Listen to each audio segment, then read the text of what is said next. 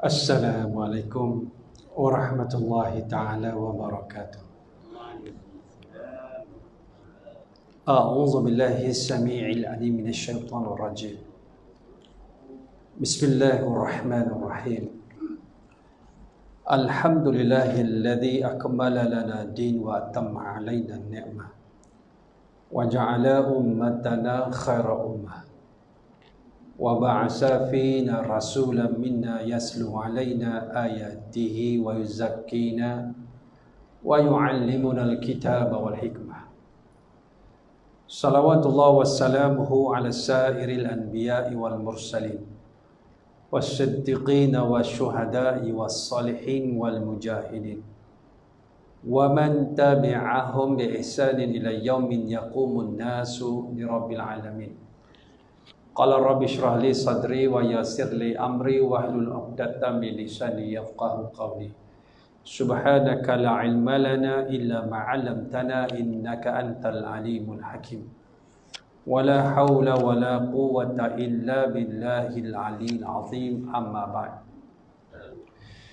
Allahumma aslih qulubana wa azil uyubana wa tawallana bil husna wa zayyinna bit taqwa. Wajma' lana khairal akhirati wal ula warzuqna ta'ataka ma amkaitana. Wahai Allah, perelokkan hati kami, caburkan keaiban dari diri kami, dorongkan kami pada jalan-jalan kebaikan, hiaskan hati kami dengan ketakwaan, himpunkan bagi kami kebaikan akhirat dan dunia, rezekikan kepada kami ketaatan kepadamu selagi mana kami hidup menumpang di atas muka bumi. Amin ya rabbal alamin. Yang saya hormati lagi saya kasihi Tuan Imam, Tuan Bilal, para ustaz, alim ulama, seluruh barisan kepimpinan Surau Asy-Syakirin, Keramat Wangsa, tuan-tuan haji, puan-puan hajat, tuan-tuan puan-puan muslimin muslimat, hadirin dan hadirat, sahabat dan sahabiah, sahabat yang berada di page Geng Ustaz Cintakan Ulama seluruhnya, mudah-mudahan Allah berkati kehidupan kita bermula pagi sampailah ke saat ini, insya-Allah. Dalam kesempatan yang ada ini, saya nak berkongsi dengan satu tajuk yang mana kita nak sama-sama cari dan kita nak raih. Tak lain tak bukan, tajuknya jom meraih rahmat Allah. Kenapa kita nak meraih rahmat Allah? Sebab kita masuk syurga dengan rahmat Allah, bukan kerana sebab amalan kita. Setiap daripada kita masuk syurga dengan sebab rahmat Allah. Pada malam ni saya nak tanya, siapa yang dia yakin dah yang dia ni dah boleh masuk syurga? Angkat tangan. Tak ada lagi. Siapa malam ni dia tak yakin lagi dia boleh masuk syurga? Angkat tangan. Pun tak ada juga. Siapa yakin dia masuk syurga pada malam ini? Jangan angkat tangan. Alhamdulillah, semua ahli syurga. Amin, sebut amin. Kenapa berat nak sebut amin? Takut tak percaya boleh masuk syurga. Yang ni kita nak bincang. Ada orang dia masuk syurga dalam keadaan dia beramal. Allah sebut dalam Al-Quran, antaranya Allah sebut dalam ayat surah At-Taubah ayat 105. Wa qul i'malu fasayarallahu 'amalakum wa rasuluhu wal mu'minun wa saturadduna ila alimil ghaibi wasyahadati fayunabbi'ukum bima kuntum ta'malun. Surah Taubah 105. Allah kata beramallah. Allah akan melihat amalan kamu, apa yang kamu kerjakan, termasuk Rasulullah, termasuk orang-orang yang beriman, dan akan dikembalikan kamu kepada segala kerja buat kamu itu yang nampak dan tak nampak. Dan Allah akan tunjukkan di atas apa yang kamu lakukan ketika kamu duduk di muka bumi. Yang kita buat ni, kita rasa amal-amal kita tu dah boleh meraih syurga Allah. Jawapan dia belum. Kerana amal-amal soleh itu terlalu banyak. Ada orang dia kuat sembahyang, dia kuat sembahyang, dia kuat solat, tapi tang puasa dia malas. Ada orang dia kuat puasa, tapi tang sedekah dia bakhil. Ada orang kuat bersedekah, tang puasa dia tak larat. Nak cari semua manusia boleh melakukan amal-amal yang soleh, yang dipanggil solihat, terlalu banyak dan terlalu sempurna, hampir-hampir mustahil. Jadi Ustaz, apa yang kita buat ni kalau kita dah masuk syurga dengan sebab rahmat Allah, apa datang sembahyang? Yang kita buat ini sebagai tanda kita taat pada Allah. Orang yang sembahyang, orang yang puasa, orang yang haji, orang yang umrah, orang yang zakat, orang yang sedekah, baca Quran, orang yang zikir, merupakan sebahagian tanda-tanda ketaatan di atas apa yang dilakukan. Dan bila dia ada melakukan perkara ini, dia masuk syurga besok. Syurga dia ada kelas. Syurga dia ada kelas. Dalam keadaan syurganya bila masuk ada kelas. Balanya syurganya itu syurga yang cukup luar biasa. Yang kedua, ada orang masuk syurga tapi tak ada amalan. Dalam keadaan dia peluk Islam zuhur, tiba-tiba maghrib meninggal dunia. Terkadang dia tak sempat lagi mandi hadas besar masuk Islam. Solat jauh sekali, Quran jauh sekali, puasa jauh sekali. Dalam keadaan dia tak melakukan apa-apa amalan, tiba-tiba dia masuk syurga Allah. Sebab dia punya dosa sudah diampunkan. 80 tahun sembah berhala, hujung dari umurnya dia memeluk Islam, bersih macam bayi yang baru lahir. At-taibu minaz zambi kaman la zamba lahu, kata Nabi. Orang yang bertaubat daripada dosa seolah-olah tak ada dosa, kosong, macam bayi yang baru lahir, dalam keadaan dia itu tak buat amalan. Ada orang dia buat dosa. Sayangnya Allah pada kita, bila niat nak buat baik, kita dapat 1 pahala. Bila buat baik perkara tersebut, dapat 10 perkara. Dan kadang-kadang 10 digandakan menjadi 700. Mari Lailatul Qadar diganda lagi. Mari hari-hari tertentu diganda lagi. Dalam kadar yang cukup banyak. Apabila buat dosa, baru niat, balik ni aku nak rembat selipar Pak Imam. Baru niat, tak dapat dosa. Bila rembat, dapat 1 dosa. 1 saja dosa. Bila bertaubat, Allah hapuskan dosanya. Subhanallah. Yang keempat, ada orang masuk dalam syurga walaupun dia itu melakukan maksiat. Ini kita nak bincang.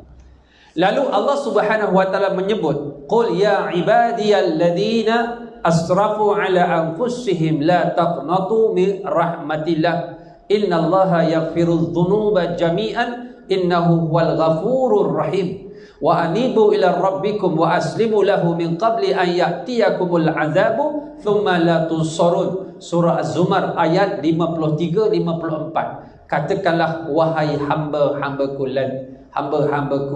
yang melakukan dosa, yang menzalimi diri dia, yang melakukan maksiat, jangan kamu putus harapan, berputus asa daripada rahmat Allah. Dan sesungguh-sungguhnya Allah itu mengampunkan seluruh dosa-dosa, dan Dia itu Maha Pengampun lagi Maha Penyayang. Digabungkan perkataan Al-Ghafur, banyak sangat ampunannya.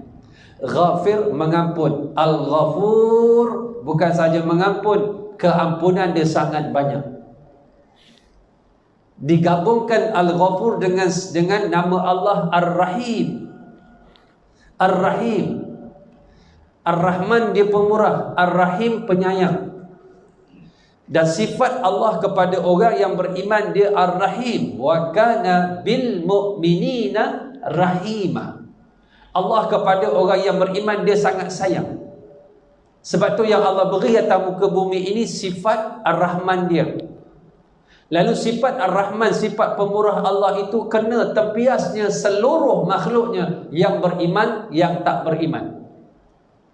Yang sembah berhala paling kaya, yang tak sembahyang paling kaya, yang lawan dia seluar pendek, kakinya panjang, bajunya ketat, dadanya bidang, rambut berterbangan, bak Pontianak, Gua Musa, paling sihat, paling cantik, paling mewah, paling selesa hidupnya.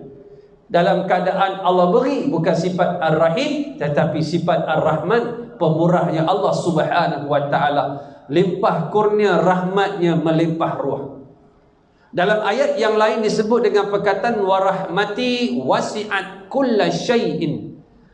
Kulla syai'in. Warahmati, dan rahmatku itu wasi'at, merangkumi, melitupi kulla syai'in, segala sesuatu atas muka bumi.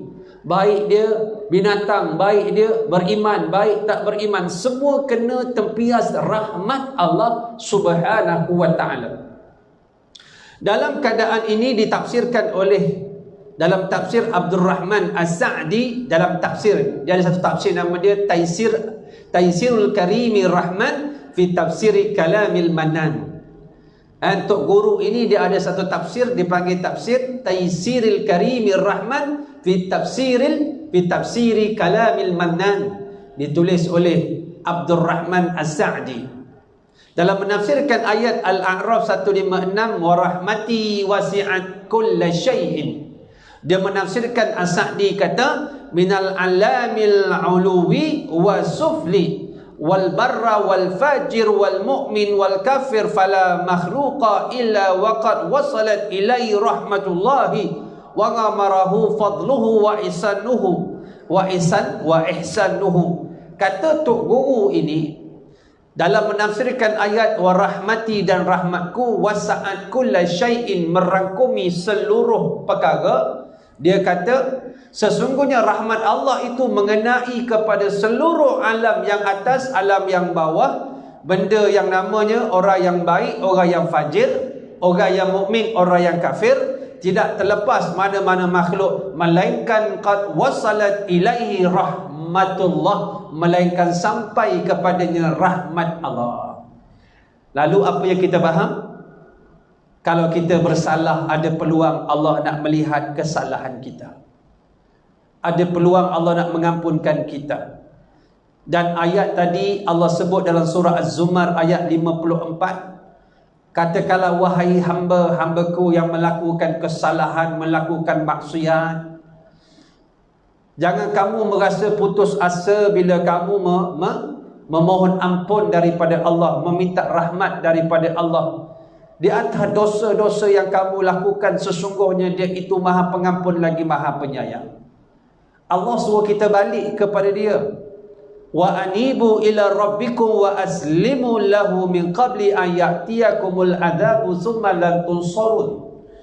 Hendaklah kamu rujuk balik kepada Tuhanmu, kamu menyerah diri kepadanya sebelum datang kepada kamu azab, dan ketika itu kamu tidak akan ditolong oleh Allah Subhanahu wa taala.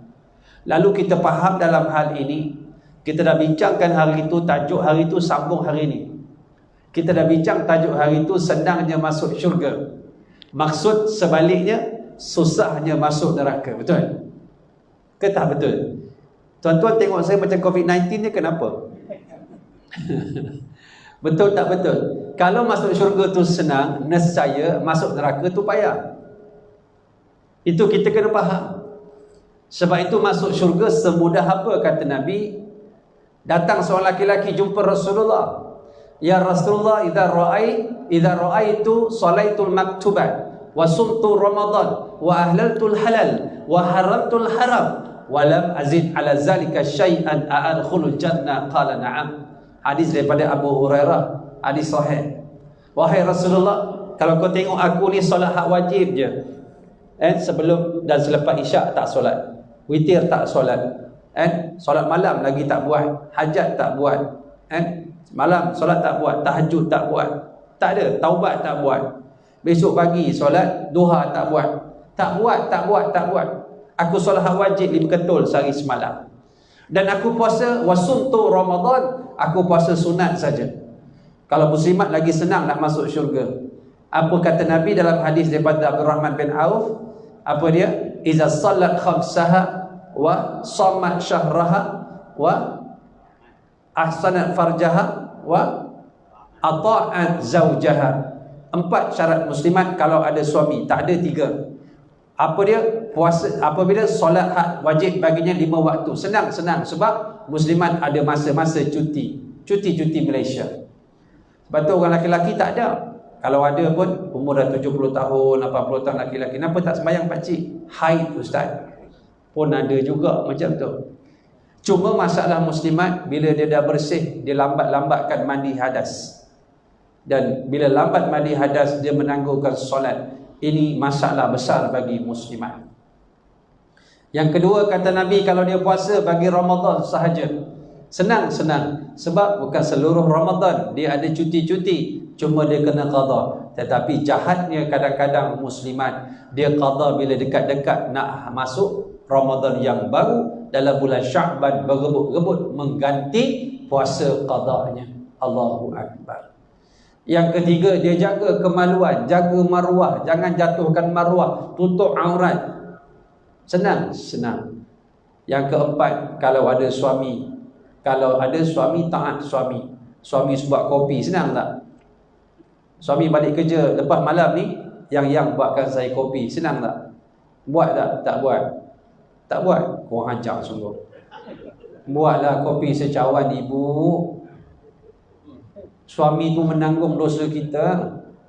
Kita duk sayang sangat dengan artis yang kita sayang. Dia tak sanggup menanggung dosa kita. Yang sanggup menanggung dosa kita yang minta kopi secawan tu, kita berkira sangat. Jangan. Dia laki-laki yang hebat. Dia sanggup menanggung dosa kita bila diijab kabulkan. Kalau tak ada suami, senang 3 perkara. Kemudian kata laki-laki itu, apa yang Allah kata halal aku ambil, Allah kata haram aku tinggal. Boleh tak aku masuk syurga? Daripada soalan yang panjang, Nabi jawab 3 huruf 1 kalimat. Nun, ain, mim, na'am. Ya, masuk syurga. Senang. Yang payah nak masuk neraka. Rahmat Allah yang begitu luas. Saya nak ambil beberapa hadis kalau sempat, insya-Allah. Hadisnya panjang-panjang belaka.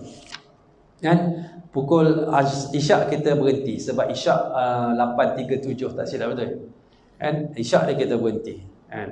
Dia sebaik-baik kuliah, mulanya lambat, habisnya cepat. Betul kan? Betul, alhamdulillah. Kalau setuju tu tanda setujulah tu, betul. Alhamdulillah. Kita lihat bagaimana keadaan orang yang masuk neraka Allah keluarkan daripada neraka. Daripada Abu Sa'id Al-Khudri radhiyallahu anhu. Abu Sa'id Al-Khudri ni anak kepada Malik bin Sinan. Ayah dia gugur syahid dalam peperangan Uhud. Malik bin Sinan ialah sahabat yang tahan, yang menjaga Nabi. Malik bin Sinan ini bila darah keluar di pipi Nabi, dia jilat dengan lidah dia. Dia jilat. Nabi kata, kalau kamu nak tahu sahabat yang darahnya bercampur dengan darahku, Malik bin Sinan. Orang yang dalam peperangan Uhud duk pertahan diri masing-masing. Dia cari Nabi, mana Rasulullah, mana Rasulullah.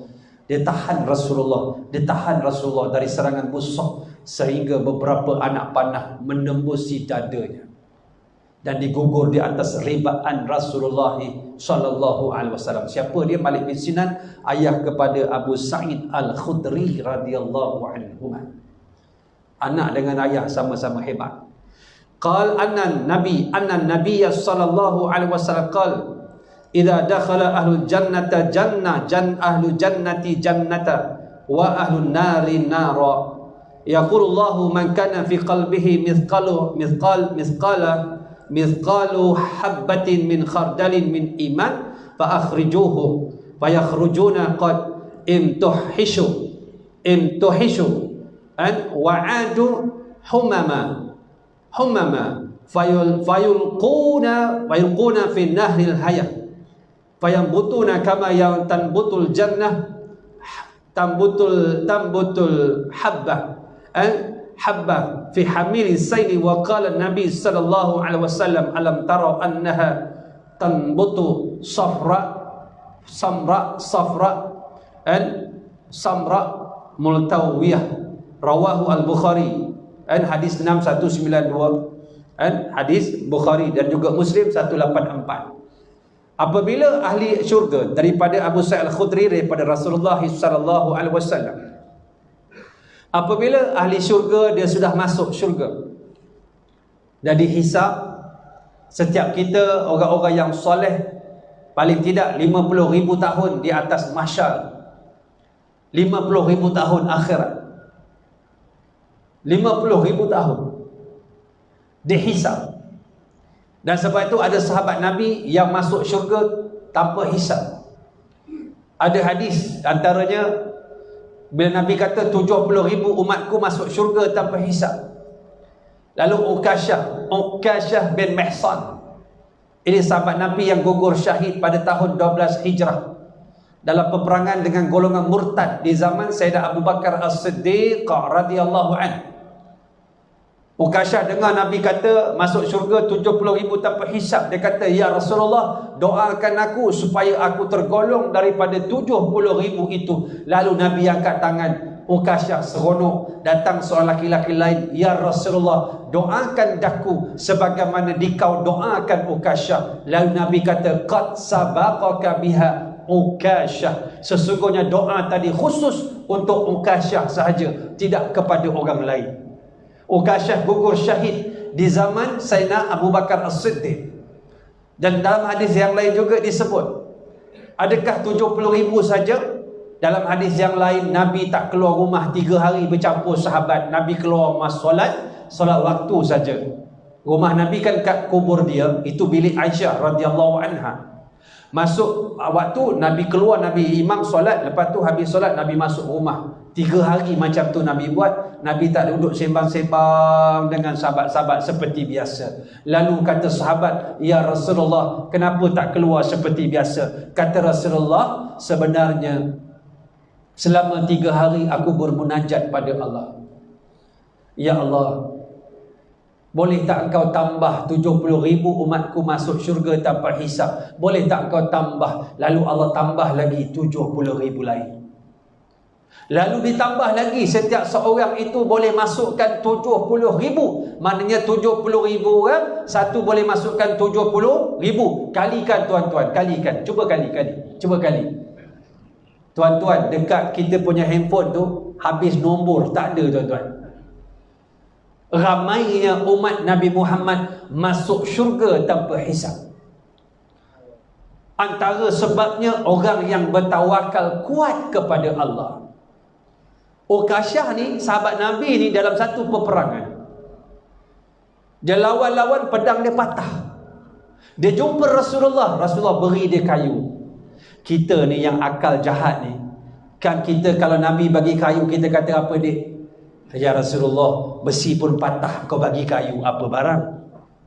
Kita yang jahat, otak yang jahat ini akan kata begitu. Tetapi Ukasyah pergantungan pada Allah dan Rasulullah sangat kuat. Bukan benda yang diberi, tetapi siapa yang beri? Rasulullah yang beri. Nescaya barang itu ada keberkatan. Dia guna, dia perang sampai habis, kayu pun tak patah.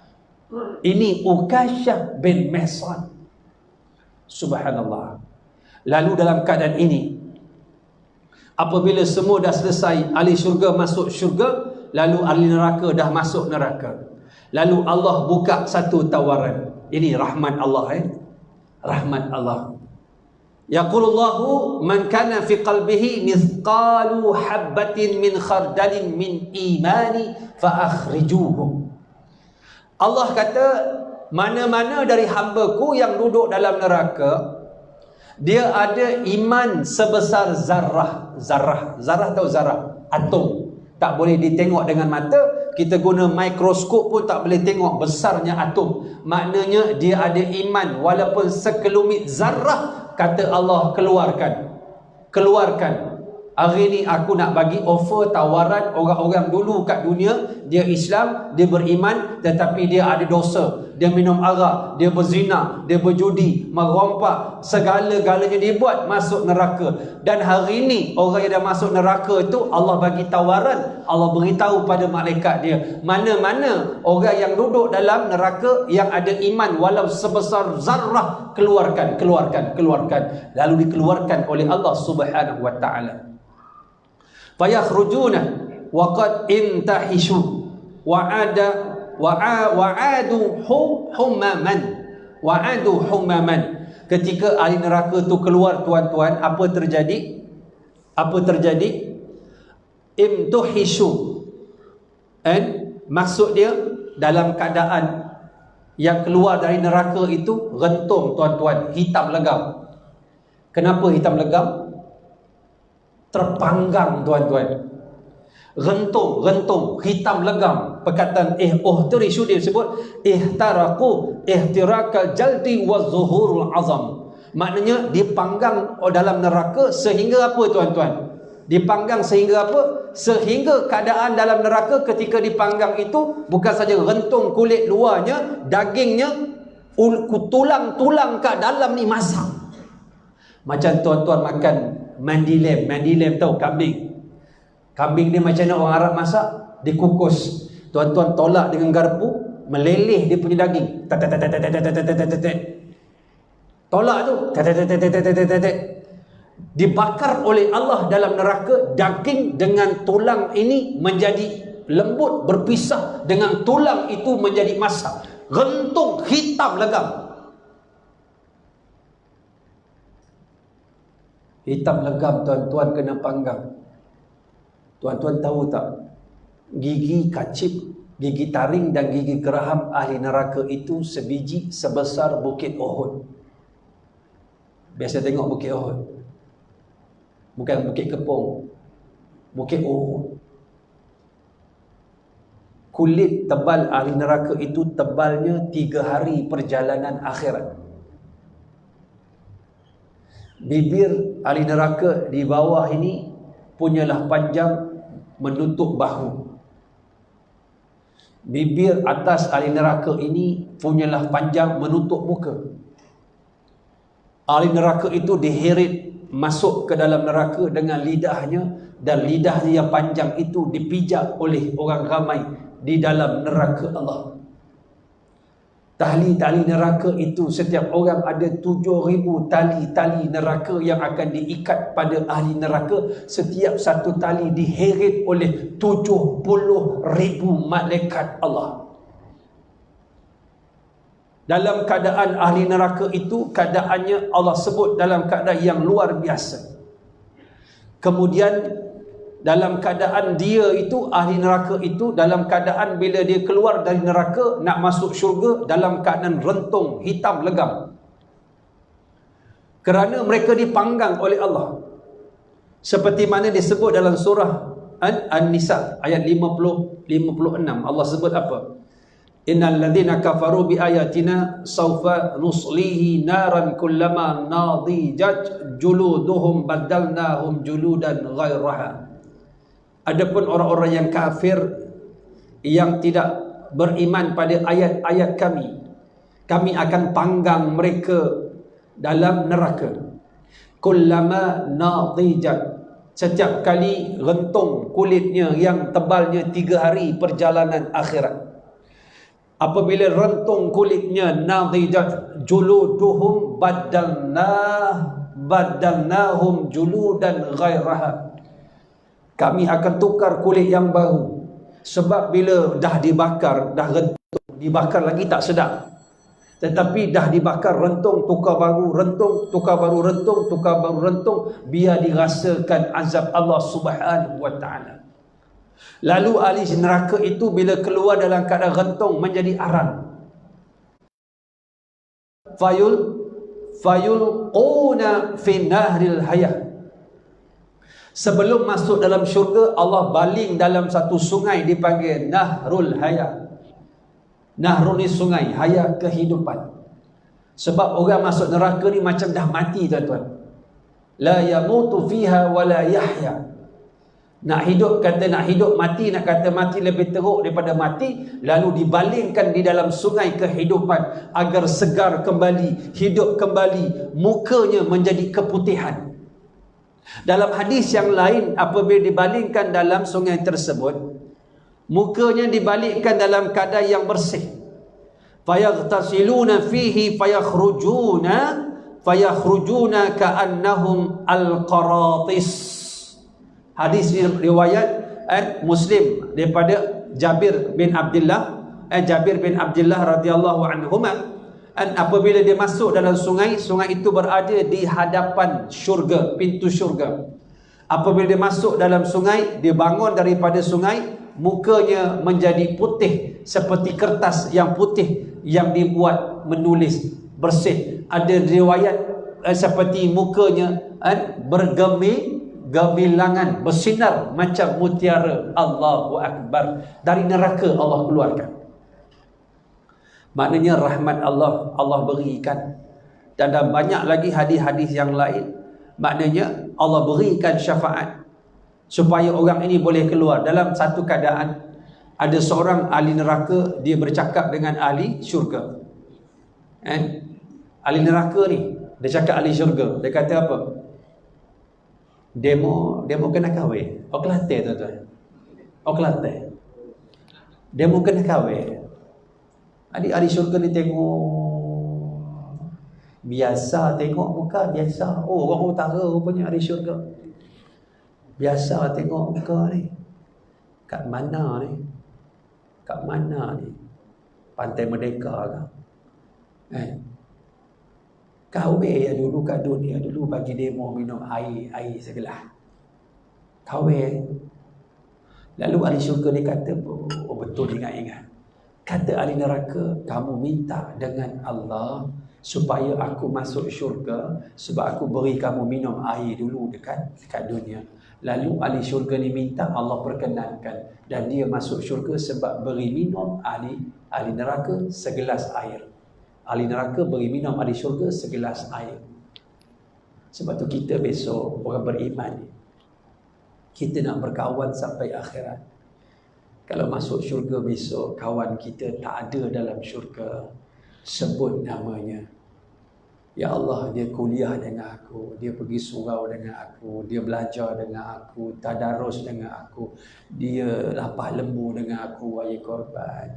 Dia kacau dodol dengan aku, dia kacau bubur lambuk dengan aku, sebut namanya. Ini sebab cantiknya kita berkawan. Dia sama aku, ya Allah, pergi kuliah, cuma dia tidur banyak daripada aku kat kuliah. Tapi dia pergi, ya Allah, dia pergi. InsyaAllah dapat syafaat. Tengok tuan-tuan, saya bawa hadis yang lain. Ada 3 hadis. Kita dapat 1 pun jadilah. Saya tulis petang tadi, tuan-tuan. Petang tadi menulis sikit. An Abi Hurairah radhiyallahu anhu, ghufira limra'atin mumissatin marrat bikalbin ala ra'si rakiyin yalhathu. Qala kada yaqtulhu al-'atash fannaza'at khuffaha fa'awsaqathu bi khimariha wan naza'at lahu min al-ma'i fa ghufira laha bidzalika.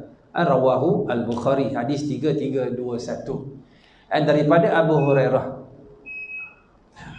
abilah sikit Nabi azan azan, kita apalah, kita sambung masa lain. Kuliah ni kalau dia habis kan tak panggil, dia bagi tergantung tu kan nak tahu lagi. InsyaAllah kita sambung jom meraih rahmat Allah bahagian kedua insyaAllah. PKP ni jangan lama-lama kuliah, sikit-sikit je, tapi kena berterusan insya-Allah supaya iman kita padu insya-Allah. Aqulu qawli hadza wa astaghfirullahal azim li wa lakum. Assalamualaikum warahmatullahi taala wabarakatuh.